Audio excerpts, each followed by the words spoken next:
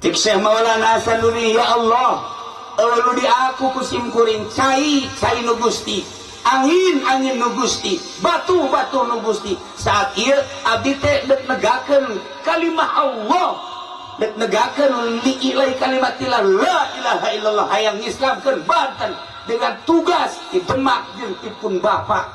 Maka abdi nyuhunkeun pertulungan ti Gusti. Aya suara hayang makan naon? Angin.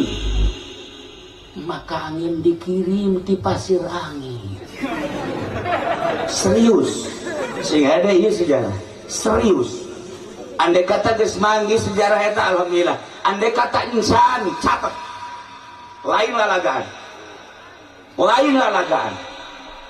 Andai kata aya di sejarah alhamdulillah. Andai kata eueuh seperti eta.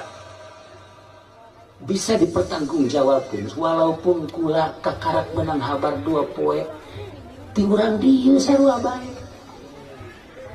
kula sok kadatangan kitu tah kemari Kiai PI mawat begitu turun di mobil aya budak letik ngapal budak letik nek asep lain cara kolot kieu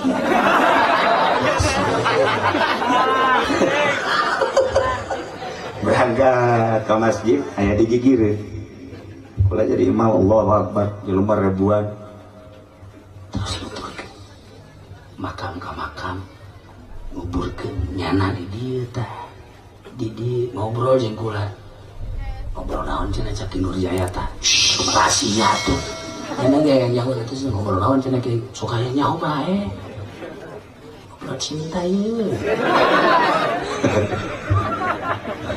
ngobrol geus beres kula talkin eueuh kula nanya di Nurjaya saya teh budak leutik ci sugan teh bawaan kiai nanya deui ka adik kula ci sugan teh saha eueuh nyaho nanya deui ka hiji kiai jeung kula beuleuh cenah kiai neuleuh dia bangsa nu ka kos karaya wah ieu mah kahijab du kieu mah henteu nu kieu mah bangsa nu karaya moal mun orai neuleuh bangsa